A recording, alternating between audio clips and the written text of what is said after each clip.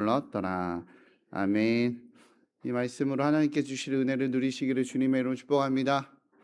네, 우리 옆에 분들에게 그렇게 인사합시다. 잘 오셨습니다. 네, 잘 오셨습니다. 네, 환영하고 사랑하고 축복합니다. 네, 점점 수요 예배가 좀 많아지는 느낌인데 제 기분이 그런가요? 많아지는 거 맞는 것 같죠? 네, 우리 새벽도 조금씩 더 늘고 있고 모든 예배 가운데 성도님들이 사모하는 그 마음이 하나님께서 귀하게 보실 줄 믿습니다. 네, 사모하는 자에게 하나님이 은혜 주실 줄 믿습니다. 감사합니다. 예화로 시작을 하겠습니다. 다시 말씀드리지만 예화입니다. 성경 어디에 나와 있냐고 찾지 마세요. 아셨죠? 성경이 나오는 게 아니라 어디 예화집에서 본 겁니다. 한 세 명의 친구가 이제 호숫가에서 낚시를 하고 있었대요. 호숫가에서 세 명의 친구가 낚시를 이렇게 하고 있는데 예수님이 이렇게 걸어오더래요. 다시 말씀드리지만 예화입니다. 마태복음 찾지 마세요. 아셨죠? 예수님이 이렇게 걸어오시더래요. 처음에는 무리를 갑자기 누가 걸어오니까 무섭기도 하고 놀래기도 했는데 가까이 와서 보시니까 예수님이더라는 거예요. 그래서 이 배 위에서 예수님이랑 같이 예수님이 이렇게 세 명이서 낚시하고 있는데 걸어오시더니 그 배 위에 앉으시더래요. 처음엔 무서웠는데 예수님이랑 또 같이 있다 보니까 평안도 임하고 또 조금씩 대화하다 보니까 익숙해진 거예요. 그래서 첫 번째 남자가 예수님한테 망설이다가 예수님이 조금 익숙해지니까 예수님한테 이렇게 조심스럽게 부탁을 했습니다. 예수님, 제가 베트남 전쟁에서 그 포탄에 있는 파편에 맞아갖고 등에 아직까지 좀 고통이 있다고 병원을 가도 잘 낫지도 않고 너무 힘든데 예수님 좀 고쳐주시면 안 됩니까? 그랬더니 예수님이 씩 웃으시더니 등을 이렇게 대라고 하시는 거예요. 알았다, 등을 대라. 그래서 등을 이렇게 손을 이렇게 만져주셨어요. 그랬더니 고통이 사라진 거죠. 얼마나 감사해요. 치유가 확 되고 진짜 하나도 안 아파요. 예수님 감사합니다. 이러니까 옆에서 지켜보던 두 번째 남자가 자기도 얘기하는 거예요. 사실은 제가 눈이 안 좋아서 책도 못 읽겠고 뭐 운전도 너무 막 힘들고 눈이 좀 돌아오면 하나님 일도 열심히 할 것 같고 그런데 눈 좀 치료해 주시면 안 될까요? 이렇게 다 얘기를 했습니다. 그래서 예수님이 알았다. 눈을 가까이 대라 그러고 안경을 탁 뺏어갖고 호수로 던져버렸습니다. 그랬더니 그 안경이 떨어지니까 눈이 확 밝아지는 거예요. 앞이 선명하게 보이게 되는 거죠. 그랬더니 이렇게 밝은 세상이, 이렇게 선명한 세상이 너무너무 좋습니다. 예수님 감사합니다. 두 명 했잖아요. 한 명 남았잖아요. 그죠? 한 명 남아서 우리 예수님이 그 인자한 눈빛으로 쳐다봤어요. 세 번째 남자 이렇게 싹 쳐다봤어요. 넌 뭘 원하니? 내가 들어줄게 라는 표정으로 딱 쳐다보니까 그 남자가 갑자기 자신의 몸을 이렇게 딱 가리면서 저는 터치하지 마세요. 저 회사에서 장기 산재보험 들었습니다. 네. 네, 웃으시는 분과 못 웃으시는 분은 나이 차이인가요? 네. 산재보험을 들었으니 몸이 나으면 이제 보험금을 못 받는다라는 거죠. 그죠? 우리 인생에서 그럴 때가 좀 있는 것 같아요. 어떨 때가 있냐면 하나님의 도우심과 세상의 도움 중에서 때로는 하나님의 도우심보다 세상의 도우심을 더 바라고 거기에 더 기댈 때가 있지 않나라고 생각해 보게 됩니다. 예배를 다양하게 좀 정의해 볼 수 있겠지만 인문학적으로 오늘 좀 예배를 좀 정의를 해본다면 예배를 영어로 뭐라고 하죠? worship이라고 합니다. 그죠? 다들 아실 겁니다. 이 worship은 worth라고 말하는 가치라는 단어와 ship, 상태, 반응 이런 두 개의 단어, 가치에 반응하다라고 말하는 이 두 단어의 합성어가 바로 worship입니다. 예배하고 경배하는 거. 그래서 예배를 영어의 이 worship이라는 표현을 가지고 해석한다면 어떤 가치에 반응하는 것, 이것을 예배라고 정의해 본다면 이런 의미로 보았을 때 모든 사람들은 사실은 예배하고 있어요. 각자의 자리에서 자신의 가치에 반응하며 살아가고 있다는 거죠. 어떤 사람은 사랑에 반응하겠죠. 그죠? 사랑에 반응해서 사랑에 자신의 삶을 드리는 사람이 있다면 어떤 사람은 성공에 반응할 거예요. 그죠? 성공에 반응해서 나는 성공을 향해 달려나간다 라는 사람이 있을 겁니다. 그런 의미로 볼 때 모든 사람들은 자신이 추구하는 무언가에 반응하며 그거를 경배하며 그걸 따르며 살아가고 있기에 모든 사람은 예배자라고 할 수 있을 겁니다. 제 개인적인 생각으로는 요즘 시대의 가장 큰 월십의 대상은 이 소비가 아닌가 싶어요. 소비. 무언가를 갖는 것, 무언가를 쥐고 있는 것, 무언가를 가진 것, 그것이 소비, 바로 그것이 자신의 어떤 경배의 대상이 아닌가라는 생각을 해보게 됩니다.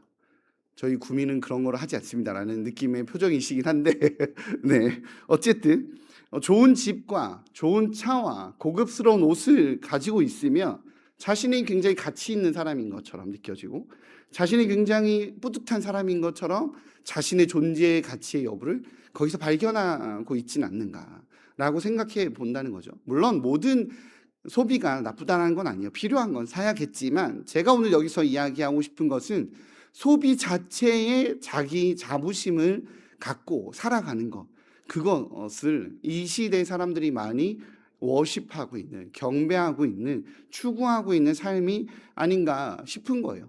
좋은 차를 타면 왠지 으슥해지는 거죠. 좋은 집이 좋으면 손님 초대하는데 부끄럽지 않아요. 근데 집이 초라하면 사람을 초대하는데 좀 부끄러워한다는 거죠. 좋은 옷을 입으면 그 옷에 자기가 왠지 멋들어지고, 이제 이런 분들의 특징은 브랜드를 다 꿰고 계세요. 그죠? 명품 브랜드 막 이런 거 다 꿰고 있고 그런 거를 추구한다라는 거죠. 이런 분들의 성전은 개인적으로 저는 백화점이 아닌가 싶습니다. 백화점. 그래서 이 백화점이라고 말하는 이런 분들을 향한 시가 하나 있어요. 시를 하나 읽어드리겠습니다. 백화점은 나의 목자시니 내게 부족함이 없으리로다. 돈이 나를 푸른 초장 쉴만한 고급 카페로 인도하시는도다. 내 마음을 소생시켜 현대와 롯데의 이름을 위하여 자랑의 길로 인도하시는도다. 내가 캄캄한 지하 주차장을 다닐지라도 헤매지 않을 것은 안내 직원이 나와 함께 하심이라. 백화점 카드와 VIP 등급이 나를 안위하시나이다. 돈이 내 원수의 목전에서 내게 상을 차려주시고 기름을 내 머리에 부으셨으니 할인의 은혜가 넘치나이다. 내 평생의 자랑스러움과 뿌듯함이 반드시 나를 따르리니 내가 교만의 집에 영원히 살리로다. 라고 말하는, 누군가 이 소비의 시대, 무언가를 가진 것, 그리고 그것을 구매하고 자신의 존재 가치를 느껴하는 이 시대를 빗대어서 누군가 쓴 시입니다. 그거 쓴 사람은 김성희 목사였어요. 네. 네. 생각보다 많은 사람들이 이제는 필요해서 사는 것이 아니라 가진 것으로 자신의 존재 가치와 자신의 어떠한 위치와 사회적인 지위를 나타내고 증명하기 위해서 소비하는 시대라고 말합니다. 그래서 어떻게 보면 그것을 사람들이 예배하고 있지 않나, 추구하고 있지 않나 라고 생각해 보는 것입니다. 가진 것, 쥐고 있는 것, 그것으로 말이죠. 오늘 본문에서 나오는 가인이 좀 이런 삶을 살았던 것으로, 또 살아간 것으로 성경은 표현하고 있어요. 가인의 삶을 한마디로 하자면 실패한 예배자의 삶입니다. 가인은 하나님 앞에 교만했죠? 우리 지난주 설교랑 이렇게 연결해서 가는 거예요. 지난주 설교 내용 기억하시죠? 가인이 하나님 앞에서 하나님께서 받지 않는 예배자, 실패한 예배자의 모습이었던 것을 기억하실 겁니다.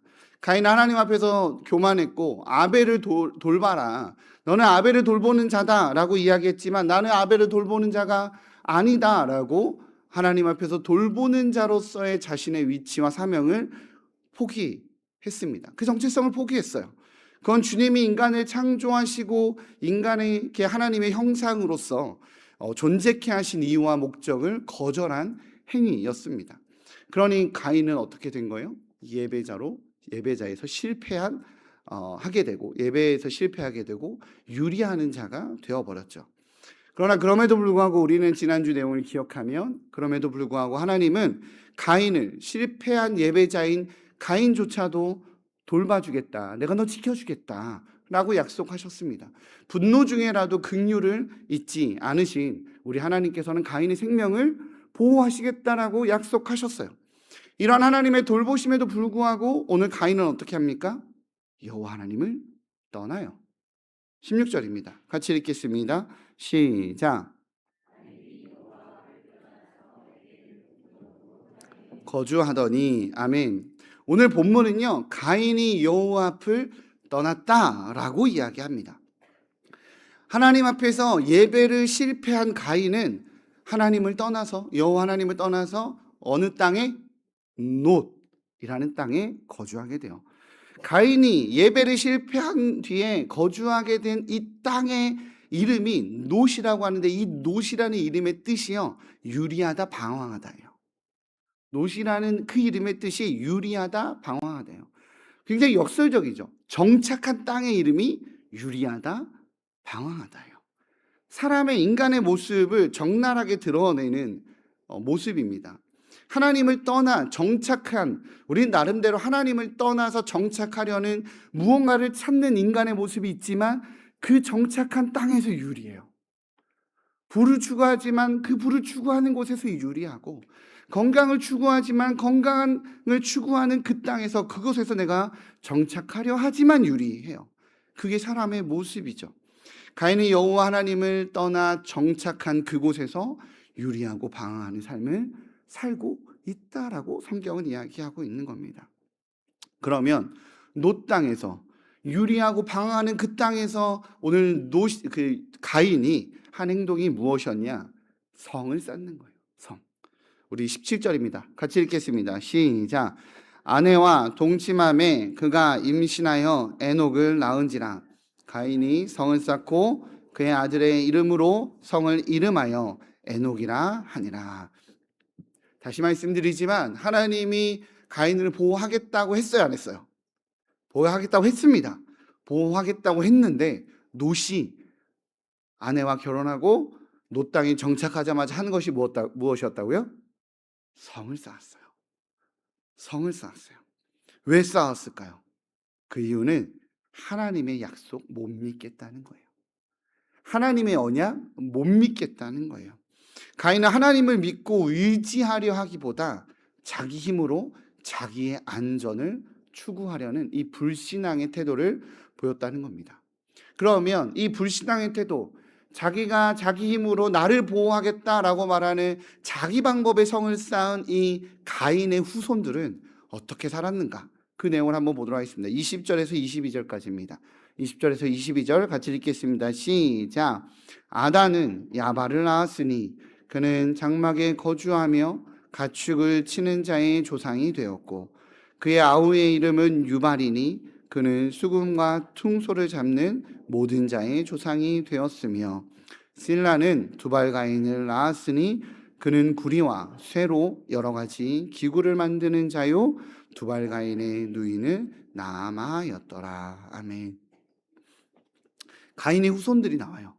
가인의 후손 중에 야발은 가축을 치는 자의 조상이 되었습니다. 무슨 뜻이냐면 목축의 아버지가 된 거예요. 그죠? 목축업을 일으켰어요. 그리고 유발은 수금과 퉁소를 잡는 자의 조상이 되었다라고 말합니다. 한마디로 예술가의 아버지가 된 거예요. 마지막으로 두발가인은 구리와 쇠로 여러 가지 기구를 만드는 자가 됩니다. 즉 기계 문명을 시작한 존재, 기계 문명의 아버지가 되었다는 겁니다.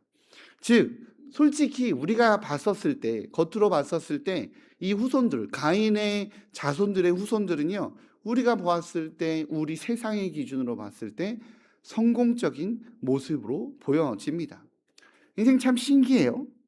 예수님 열심히 믿다가 자기 방법 찾겠다라고 하나님 떠나면 하나님이 당장이라도 몽둥이 들어다가 다리 몽둥이 분지러뜨려갖고 정신 차리게 해주실 것 같지만, 하나님 그러십니까? 안 그러십니까? 안 그러세요. 두세요. 어느 부모가 그러겠어요. 어느 부모가 자녀가 자기 길을 찾아보겠다고 하는데 부모 말 안 듣는다고 다리 몽둥이 분지르기를 원하겠어요? 아니면 자기가 스스로 부모의 곁으로 돌아오길 바라겠어요? 우리 주님 역시 마찬가지예요. 우리 주님 다리 몽둥이를 분지르기보다 그냥 지켜보세요. 그리고 심지어 주님 떠난 그가 때론 잘 돼요. 고3이라고 우리 아들은 교회 열심히 나오고 학생회장도 하고 임원도 했는데 대학, 지방대학 어디 다 가는 대학 간 것 같고, 쟤는 공부한다고 맨날 도서관에 막혀서 교회도 안 나온 것 같은데 서울대 턱한 입에 들어가면 아이고 내가 예수님 헛 믿었지라는 마음이 드는 그런 묘한 상황이 나타난다는 거죠. 주님 안 따르고 자기 성 쌓고 했는데 예술의 아버지 되고 목축의 아버지 되고 기술 혁신을 일으켜서 도구와 구리와 쇠로 여러 가지 기구를 만드는 그 집안이 되어진다는 겁니다. 하나님이 징계하지 않고 하니까, 협박하지 않고 하니까, 지켜보니까 나름 세상의 방법으로 잘 나가는 것 같은 그 현상이 나타난다는 거죠. 근데 문제는요, 주님의 징계가 문제가 아닙니다. 하나님 없이 만들어낸 이 성과가, 하나님 없이 만들어낸 이 지위와 이 성이 지옥문을 여는 열쇠가 되어진다라는 것을 오늘 성경에서 알 수 있어요. 생명의 근원이 되신 하나님을 떠나 인간이 만들어낸 이 문명의 결과 어땠습니까? 목축과 예술과 기술의 성공을 이룬 이 가인의 자손, 이 가인의 가문의 지도자가 누구냐면 바로 라멕이었어요. 다 라멕의 아들들이거든요. 두발 가인도 야발도 유발도 다 라멕의 아들들인데, 이 라멕의 모습이 아주 극치입니다. 오늘 본문 23절인데요. 한번 읽어보겠습니다. 시작. 라멕이 아내들에게 이르되 아다와 신라여 내 목소리를 들으라. 라멕의 아내들이여 내 말을 들으라. 나의 상처로 말미암아 내가 사람을 죽였고 나의 상함으로 말미암아 소년을 죽였도다. 목축과 예술과 기술 발달의 주인공인 이 야발과 유발과 두발 가인의 아버지인 라멕은 자녀들이 이룬 성과로 권력과 힘을 누리고 있었습니다. 아니, 자녀들이 이룬 성과가 어쩌면 자기가 이룬 성과라고 생각했을 수도 있어요. 아버지로서 자녀들에게 그들아 하게끔 만든 것일 수도 있으니 자신의 업적이라고 생각했을 수도 있겠습니다. 그렇게 수많은 기술과 업적 위에 올라가 있는 라멕은 오늘 어떤 일을 경험하게 되냐면, 한 소년이 그 라멕에게 상처를 냅니다. 아마 실수로 낸 것일 거예요. 분명하게 봤을 때는 어떤 악한 의도를 가지고 행동한 것은 아니었을 겁니다. 왜냐하면 당시 문명의 정점에 있었던 라멕은요, 강력한 힘을 가진 존재였기에 사람들이 함부로 대할 수 없었거든요. 그러니 소년이 실수했을 거예요. 물론 상처는요, 아프고 쓰라린 겁니다. 굉장히 피곤하고 골치 아프죠. 그러나 그렇다고 해서 자기에게 상처 낸 사람, 자기의 상처 때문에 오늘 어떻게 했다고요? 죽여버렸어요. 라멕은 소년을 죽여버립니다. 더 큰 문제는 라멕은 그 소년을 죽였다는 사실을 부끄러워하지 않는다라는 거예요. 자랑스러워합니다. 자랑해요. 나의 상처로 말미암아 내가 사람을 죽였고 나의 상함으로 말미암아 소년을 죽였도다 라고 말합니다. 라멕은 이렇게 자신의 힘을 과시하는 존재로 나타나고 있어요.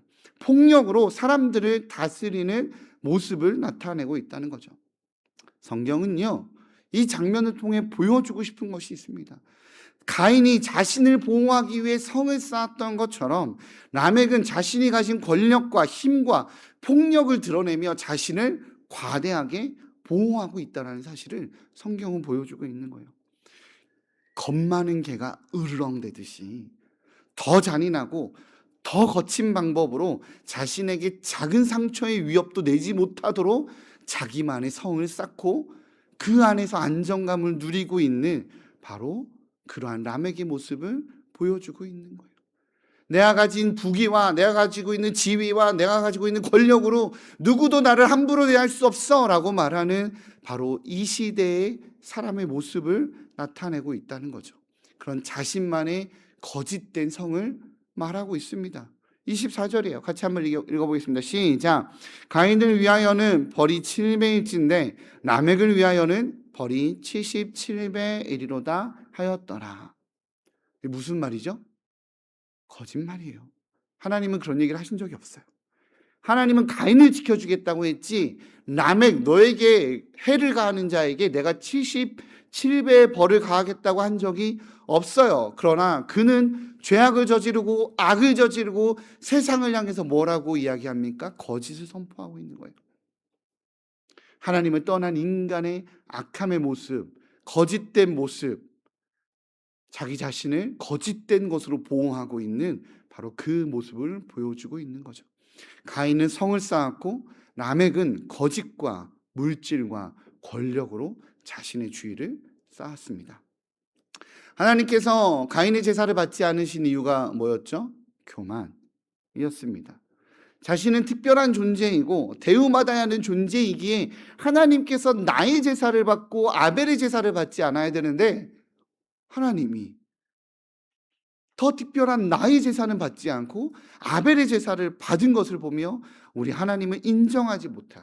주님 앞에 자신이 분노하는 것이 정당하다라고 생각하는 그 가인의 교만이 그를 떠나가게 했던 것처럼, 하나님이 잘못한 거라고 착각하게 만들었던 것처럼, 전적인 이 가인의 교만으로 만들어냈던 그 결과물처럼 오늘 라멕은요 더 심한 교만으로 자신의 삶을 살고 있는 거예요. 가인보다 자기는 더 탁월해 보일 수 있죠.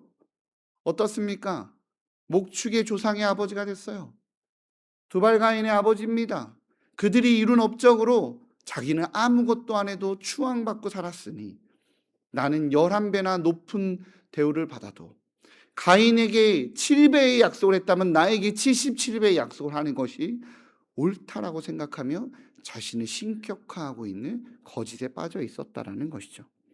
이처럼 하나님을 떠난 사람들은, 이 거짓된 하나님을 향한 예배에 실패한 사람들은 자신의 존재를 인정받기 위해 무언가를 추구하고 그 무언가로 자신을 보호하려 한다라는 것입니다. 다시 처음의 얘기로 돌아가서 이것이 월스와 쉽, 가치를 부여한 상태, 잘못된 것, 주님이 아닌 다른 것으로 가치를 부여한 상태인 바로 worship, 예배의 상태라는 이야기인 겁니다. 내가 이룬 것들이 나를 지킬 수 있을 거라는 착각은요, 나의 예배가 어디에 있는지를 보여줍니다. 사랑하는 성도님들, 무엇을 예배하고 있습니까?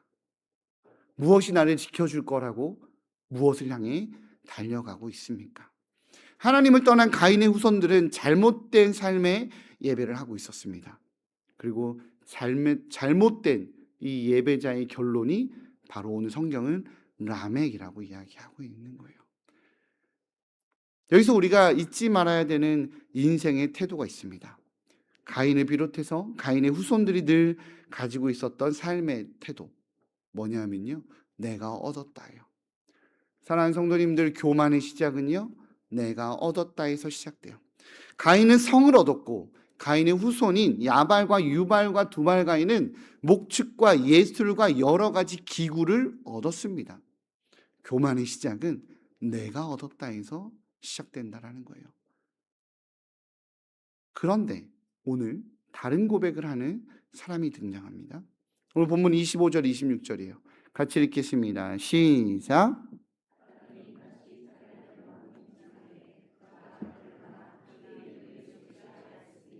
이는 하나님이 내게 가인이 죽인 아벨 대신에 다른 씨를 주셨다 함이며 셋도 아들을 낳고 그의 이름을 에노스라 하였으며 그때 사람들이 비로소 여호와의 이름을 불렀더라. 아멘. 삶에서 무언가를 내가 얻었다 라고 살았었던 이 가인의 자손과 다르게 하와는요, 아담은요, 아벨 대신 받게 된 셋을 보면서 오늘 뭐라고 표현한다고요? 하나님이 주셨다. 하나님이 주셨다라고 고백합니다. 그때 비로소 하나님을 찾기 시작하게 된 거예요. 아마 아담과 하와는 아벨을 잃고 낙담했을 거예요. 심지어 가인도 떠났으니 그것도 가슴 아팠을 겁니다. 아무것도 할 수 없는 무력감과 절망 속에 있었을 거예요. 가인을 통해 곡물을 얻고 아벨을 통해 의복을 얻고 양을 치게 했으니까, 그랬을 때는 어쩌면 자기들만의 에덴 동산을 꿈꾸지 않았을까요? 이렇게 사는 것도, 자녀들이 잘 경작해서 나름 이렇게 사는 것도 괜찮겠다, 내가 얻어냈다라는 삶을 살았었던 그들이 모든 걸 잃어버리고 다시 하나님께서 셋을 주시니 그는 뭐라고 고백한다고요? 하나님이 주셨다라고 고백하는 거예요. 사랑하는 성도님들, 이처럼 예배는요, 내 힘이 아니라 하나님께서 주신 겁니다. 하나님의 은혜입니다 라는 것을 바로 인정하는 것에서 출발하게 됩니다. 내 힘으로 얻어내는 삶이 아니라 주님께서 주신 것을 인정하는 삶. 그렇기에 주님께서 주셨습니다를 인정하는 삶에겐 나타나는 현상은 내 권리가 없어요. 주님 내가 수고한 거 아닙니까? 주님 내가 애쓴 거 아닙니까? 주님 내가 헌신한 거 아닙니까? 라고 말하는 나의 권리를 주장하기보다 하나님께 영광을 올려드리는 삶이 되는 거죠. 나의 주권자가 여호와 하나님이심을 인정하는 삶이 바로 성경이 말하는 예배자의 삶인 겁니다. 성경은 하나님으로부터 셋이라는 자녀를 낳아 그 이름을 뭐라고 표현하냐면 셋을 얻고 셋이 또 자녀를 낳습니다. 그 이름이 에노스예요. 이 에노스의 이름의 뜻은요, 약함이에요. 죽을 수밖에 없는 존재라는 뜻이에요. 어느 부모가 자녀가 태어났는데 약함이라고 짓겠어요? 안 그러겠어요? 강함, 훌륭함, 대단함 이런 거 짓지 않겠습니까? 그런데 아담과 하와의 이 신앙의 유전을 이어받은 셋은요, 에노스를 받고 약함이라고 짓습니다. 약함을 인정하는 삶. 이 아무것도 없는 세상 속에서 주님의 도우심이 없으면 살 수 없다라고 고백하는 삶, 주님만 의지하겠다는 삶, 주님만 붙잡겠다는 삶으로 에노스 약함이라고 짓는 거예요. 우리의 한계와 우리의 약함을 인정할 때 그때서 비로소 여호와 하나님의 이름을 부르게 되었다라는 거죠. 진짜 예배자가 되는 것이고 창조주이자 진짜 보호자를 만나게 되는 것입니다. 사랑하는 성도님들, 나름대로의 성을 쌓아놓고 있지만 우리 안에 주님이 없으면 왠지 모를 이 깊은 두려움과 깊은 불안이 존재하게 됩니다. 그런 때 있죠. 그죠? 내가 나름 잘 되는 것 같아. 직장에서도 잘 되고 애들도 잘 커. 근데 은혜가 없으면 마음이 불안해요. 은혜가 없으면, 주님과의 깊은 교제가 없으면, 주님을 내가 찾지 못하고 있으면 우리 안에 두려움이, 불안이 찾아옵니다. 그러니 우리는 우리의 약함을 인정하시기를 주님의 이름으로 축복합니다.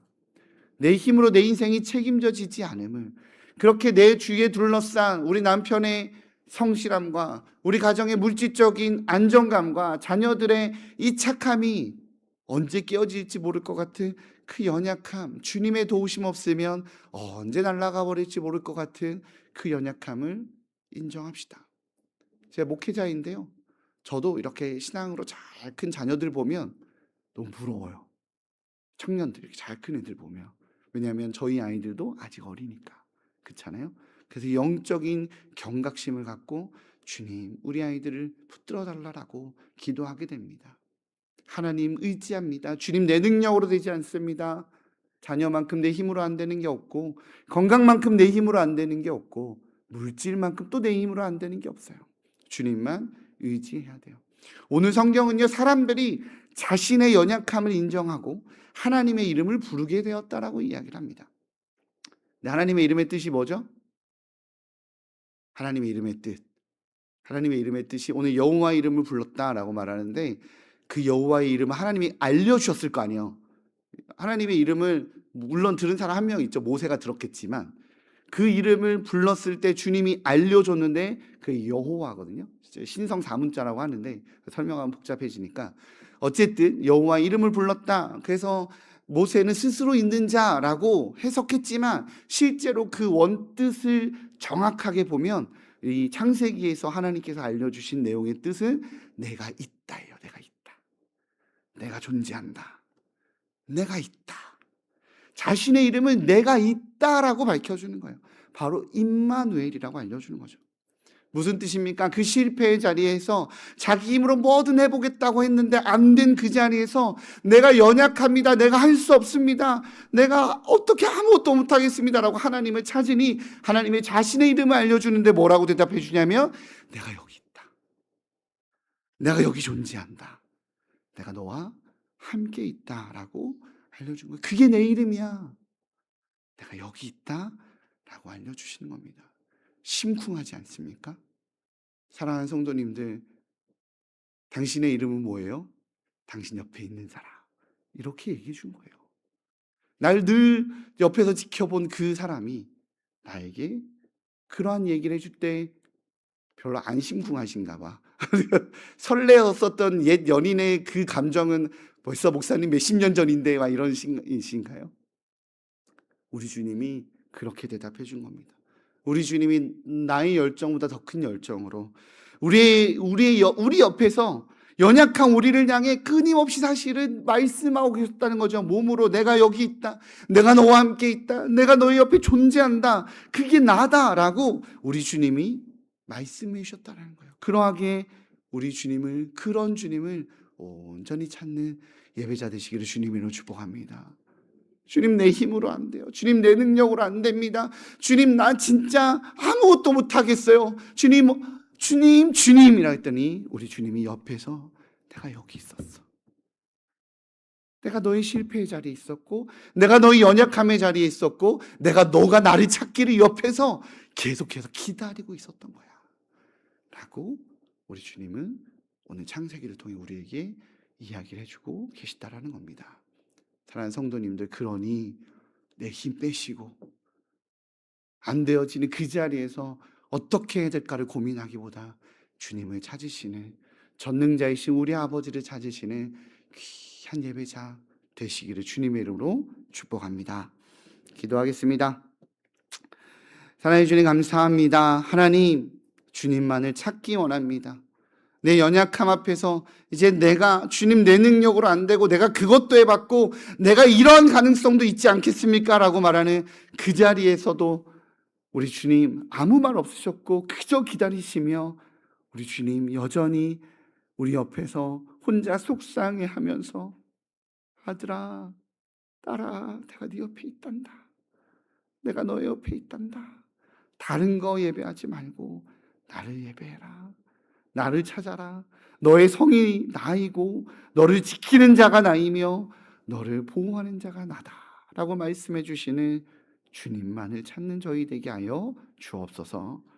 힘이 다 빠지고 나니 주님을 찾게 되는 주님, 우리의 연약함을 보게 됩니다.